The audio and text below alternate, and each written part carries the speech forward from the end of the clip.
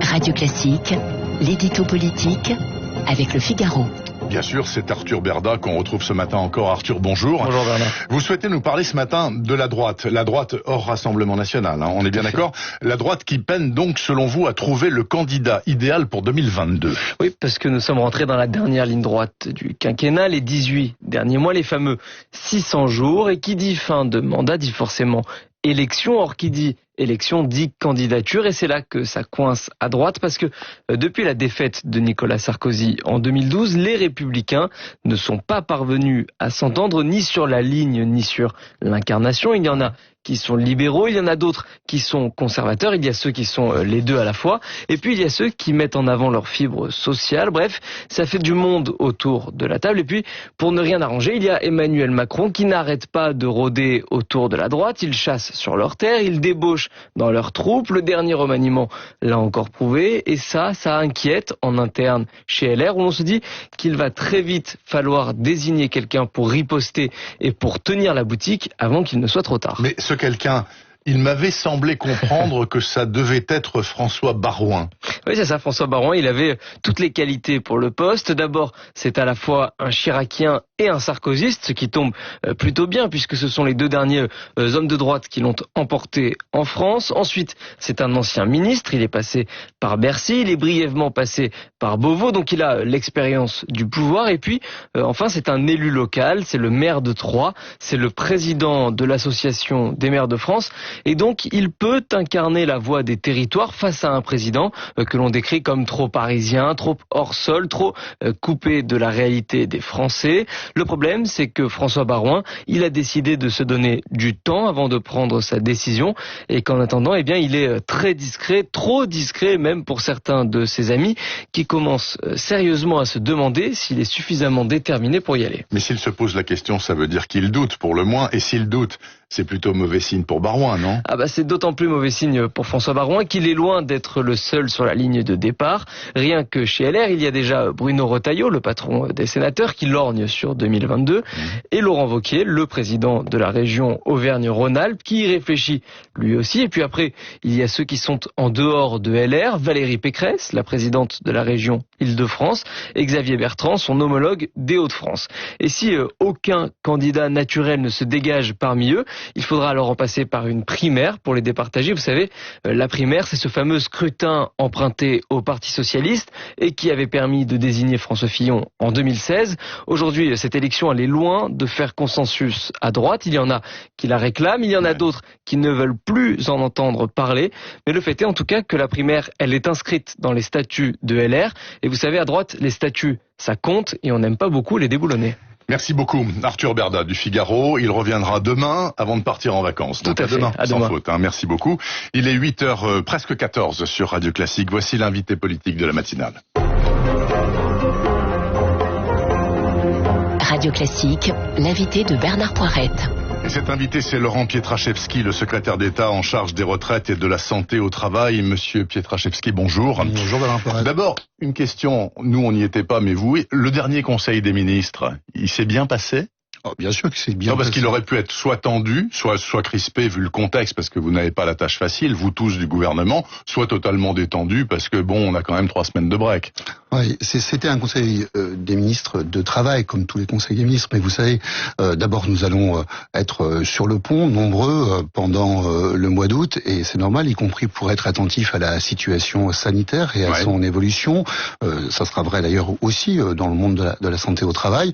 Et puis parce que nous avons un certain nombre de dossiers à faire avancer vite, puisque nous avons 600 jours, et c'est un gouvernement d'action.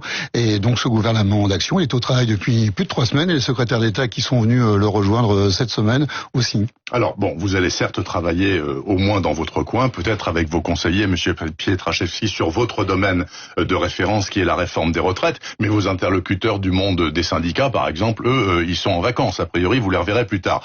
Le déficit attendu des régimes de retraite fin 2020, rappelez-le, c'est combien ? Fin 2020, il sera vraisemblablement supérieur à 25 milliards. Contre 4 attendus, avant le Covid. Voilà, contre 4 attendus. Il y a un déficit qui est lié à la part, on va dire, structurelle de fonctionnement du système des retraites. Oui. Et puis, il y a un déficit qui sera dû, effectivement, à des difficultés de recueil de cotisations au travers de la crise que nous avons vécue. Donc, c'est parce qu'il y a 6 millions de chômeurs, du coup, ça ne rentre plus, c'est ça? Entre autres, oui, c'est effectivement un élément prépondérant de l'équilibre budgétaire des retraites, l'équilibre entre les recettes et les pensions versées. Alors, quand M. Castex a pris ses fonctions, il a dit deux choses. Je m'engage à régler rapidement la question du Ségur de la santé, ce qu'il a fait, d'ailleurs, en une douzaine de jours. Et il a dit aussi, je m'engage aussi à régler rapidement la question de la réforme des retraites. Et là, tout le monde s'est dit, ça semble bien présomptueux. Comment vous voyez la suite des choses, sachant que pour le moment, tout est repoussé au moins à janvier? On est d'accord. Bien, vous avez bien compris, et je crois que vos auditeurs aussi ont bien retenu la volonté du Premier ministre de faire du dialogue social, des échanges approfondis avec les partenaires sociaux, la clé de ces 600 jours d'action que le gouvernement a devant lui. C'était pas le cas avant avec le gouvernement de M. Philippe ? En ce qui concerne les retraites et la santé au travail dont je m'occupe. C'était aussi le cas avant, mais je crois que les partenaires sociaux, ils l'ont dit là, ils ont besoin qu'on se concentre, comme nous, d'ailleurs nous le pensons, sur l'activité économique, sur la façon dont nous avons concentré l'ensemble de nos forces pour éviter qu'il y ait un chômage d'importance dans notre pays à la rentrée. Et c'est bien ce qu'a dit le Premier ministre. Alors, dans l'état actuel des choses, vous avez eu une réunion avec eux quand même, il y a quelques jours, Monsieur Pietraszewski.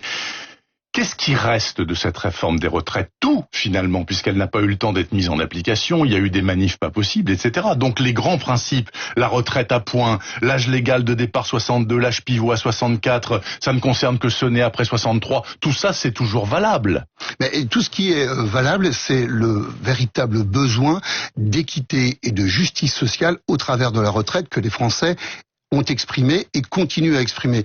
Bernard Poirette, nous venons de vivre, et nous sommes encore d'ailleurs dedans, une crise sanitaire d'importance. Cette crise sanitaire d'importance qui génère une crise économique sans doute la plus importante depuis 1929, eh bien elle nous a mis en évidence, si besoin était, que la solidarité, eh bien elle doit se vivre au niveau national, le plus largement possible, et pas corporation contre corporation. Eh bien nous avons aussi cette responsabilité de proposer un système de retraite qui soit le plus solidaire et le plus universel. Je crois que c'est aussi un des enseignements que nous tirons de cette crise sanitaire. Entendons-nous bien, Monsieur Pietraszewski, comme Bruno Le Maire, vous êtes sur la ligne, il faut faire cette réforme parce que le système actuel n'est plus viable du fait de l'allongement de la durée de vie, du fait aussi que les cotisations rentrent moins bien, du fait du chômage de masse, etc.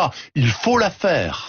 Le diagnostic, il a été fait en 2016-2017. Il reste valable. Par le corps. Et en plus, absolument, le Conseil d'orientation des retraites. Et en plus, nous venons de le dire ensemble il y a quelques instants, nous voyons bien que le besoin de solidarité, il a été très fort. Cette solidarité, nous avons tous été touchés au fond de nous-mêmes, sur le fond, par cette crise sanitaire que nous vivons. Nous avons besoin de cette solidarité au niveau national. C'est ce que propose le système de retraite universelle. Oui, mais les syndicats, justement, voient les choses, on le sait bien, tout le monde le sait, totalement différemment. C'est-à-dire qu'ils disent le nouveau système, au contraire, s'éloigne de la solidarité générale pour aller plus ou moins vers une partie plus ou moins importante de retraite privée. C'est-à-dire qu'il faudra abonder pour avoir un truc pour manger, quoi. Non, je pense pour avoir quand même beaucoup travaillé avec les partenaires sociaux, Bernard Poirette, et avoir été particulièrement attentif à leurs propos, je ne peux pas dire qu'ils aient été d'accord sur tout, et vous avez raison, dans ce qui était proposé dans le projet de loi précédent, mais je crois qu'on ne pouvait pas faire grief à ce projet de loi de vouloir favoriser l'épargne retraite privée dans notre pays. D'abord, elle existe déjà, oui. Et donc il faut arrêter de la dresser comme un épouvantail, c'est une réalité. Et nous, ce que nous voulons, au contraire, c'est renforcer la solidarité nationale. Vous savez qu'on voulait le faire sur un niveau important, puisque nous étions jusqu'à ce qu'on appelle 3 plafonds de la sécurité sociale, donc à un niveau important de revenus. Maintenant, nous allons rediscuter de tout ça. Il nous faut une réforme qui soit bien comprise, bien perçue, car j'entends que la volonté du gouvernement de faire une réforme qui porte plus de solidarité, plus d'équité, c'est bien ce qui est attendu par les Français, mais il faut qu'ils retrouvent cela dans le projet de loi que nous leur porterons. Et il y a du travail à faire avec les partenaires sociaux pour exprimer tout cela. Et je le répète, comme l'a dit le Premier ministre, la priorité du gouvernement, c'est l'emploi et c'est de concentrer toutes les forces de la nation pour faire que la rentrée soit la rentrée la moins difficile possible pour l'emploi de l'ensemble de nos concitoyens. Est-ce que vous êtes prêt, Laurent Pietraszewski, à assumer le fait que les syndicats, qui ont été très très en pointe contre cette réforme des retraites, ils n'en ont pas démordu quand même, on a beaucoup discuté mais ils sont restés fermes sur les positions, s'ils restent aussi fermes au mois de janvier quand vous allez reprendre véritablement les débats, et d'ici là, ça pourrait se traduire par encore des manifs, des grèves, un pays à moitié bloqué, etc. Vous êtes prêt à ça ? Moi, je suis prêt à reprendre un dialogue de fond et constructif. On ne peut pas avoir comme ambition de créer une réforme qui génère des tensions au sein de notre pays. Donc, ce que nous voulons faire, c'est une réforme plus juste. Ce que nous proposons, c'est de prendre soin des plus modestes, de ceux qui, sur le fond, ont été en première et en deuxième ligne, de nos hôtesses de caisse, de tous ceux qui ont maintenu leur présence dans les entreprises, dans les administrations pendant cette crise sanitaire, qui sont, eux, ces travailleurs modestes, sur le fond, les grands perdants du système actuel. Ouais. Alors, nous allons reposer tout cela, nous allons en échanger le moment venu avec les partenaires sociaux. Est-ce que ce qui s'est passé le 18 juin, par exemple, l'Assemblée nationale a adopté, hors réforme des retraites, le principe suivant, 85% du SMIC en 2022 pour les paysans. Mais ça a été fait en dehors de la réforme des retraites. Est-ce qu'on peut imaginer que d'autres mesures pourront être adoptées aussi d'ici l'adoption globale de la réforme? Je pense en particulier à la possibilité du cumul emploi-retraite sans cotisation à fond perdu. Parce qu'actuellement, quand on est à la retraite et qu'on a un petit travail à côté, on cotise, mais à fond perdu. Ça nous donne pas plus d'avantages pour la retraite. Ce genre de choses, ça peut passer hors réforme? Bien, la réforme, c'est un tout. Nous avions un certain nombre de mesures, et vous avez souligné, notamment très favorables en matière de justice sociale. Ce sont ce qu'on appelle le minimum contributif, c'est-à-dire la retraite minimum pour quelqu'un qui a fait une carrière complète, oui, à 1 000 €. Mais c'est une avancée sociale significative. Nous avons réussi, sur la base d'une proposition de loi du député Chassaigne, à le faire voter, absolument, à le faire voter à l'Assemblée au mois de juin, pour les chefs d'exploitation agricole. Mais il y a 2 autres députés, Nicolas Turquois du MoDem et Lionel Causse de La République En Marche, qui travaillent ensemble. Vous savez, il n'y avait pas que les chefs d'exploitation agricole qui sont concernés par ces petites retraites, qui ont cotisé toute leur vie et qui ont des montants de pension relativement faibles. Eh bien, Nicolas Turquois et Lionel Causse nous rendront un rapport courant de l'automne, en tous les cas à la fin de l'été, pour nous dire la façon dont ils voient les choses pour tous les autres, les commerçants, les artisans, les salariés. Mais n'oublions pas que lorsque nous prenons de telles mesures, nous prenons des mesures de justice sociale, mais il nous faudra identifier comment nous les finançons. Oui, alors là, le financement, c'est une autre paire de manches, puisque la conférence sur le financement a été ajournée pour cause de Covid. C'est censé reprendre ou c'est toujours en cours? On s'y perd un peu sur ce genre de négociations au long cours, Monsieur Pietraszewski. Bon, vous avez compris, si on s'y perd, et malheureusement, c'est surtout à cause de la crise sanitaire. Bien sûr. Ah voilà, sinon je crois que vous auriez retrouvé le fil de tout cela.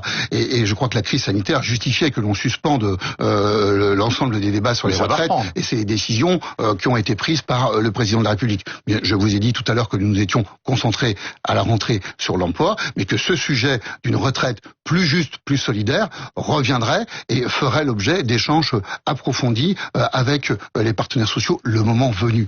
Pour l'instant, concentrons-nous sur l'emploi et la rentrée qui est face à nous. Votre deuxième casquette de secrétaire d'État, c'est la santé au travail. Si, comme la reprise du Covid le laisse imaginer, à la rentrée ça va être difficile, on peut imaginer que ce soit la santé au télétravail, c'est-à-dire que vous disiez aux Français, retournez chez vous au maximum, ne rentrez plus dans les entreprises parce que c'est trop risqué. Bon, il y a 2 choses, si vous le permettez, je crois, dans votre question. La première, c'est est-ce qu'on peut aller travailler sereinement aujourd'hui dans son entreprise, au bureau, dans son usine? La réponse, c'est oui. Il y a un protocole qui assure la santé et la sécurité des salariés. Ce protocole, il n'est pas négociable et il doit d'ailleurs faire l'objet de discussions approfondies et d'adaptations par les partenaires partenaires sociaux sur chaque site, dans chaque entreprise. Et donc il y a un vrai rôle. On voit bien que la santé au travail, Bernard Poirette, sur le fond, vous savez, je l'ai expérimenté tout le mois de juin. J'ai eu l'occasion de me rendre dans des entreprises partout en France pour vérifier comment ce protocole allait être appliqué ou l'était lorsqu'il était en vigueur. Eh bien, nous voyons bien que la santé au travail, c'est un sujet de réunion sur le fond entre les employeurs et les représentants des salariés. À la fois parce que il faut protéger nos salariés, il faut protéger l'ensemble des actifs français, et aussi parce que c'est parce qu'on protège l'ensemble des actifs français que nous assurons la pérennité de l'activité économique. Et nous retrouvons bien là un sujet de consensus social. Merci beaucoup. Laurent Pietraszewski, secrétaire d'État en charge des retraites et de la santé au travail. Je vous souhaite un bon été, monsieur Pietraszewski. Merci. Quelques jours de vacances, mais avec vos dossiers, pour préparer la réforme des retraites. 8h25 exactement sur Radio Classique. La suite dans un instant. La lettre d'Amérique de Laurent Saïm. Le 3 novembre, les Américains vont élire leur 46e président. Le démocrate Biden est donné super gagnant, mais Trump mise sa réélection sur le vaccin anti-Covid.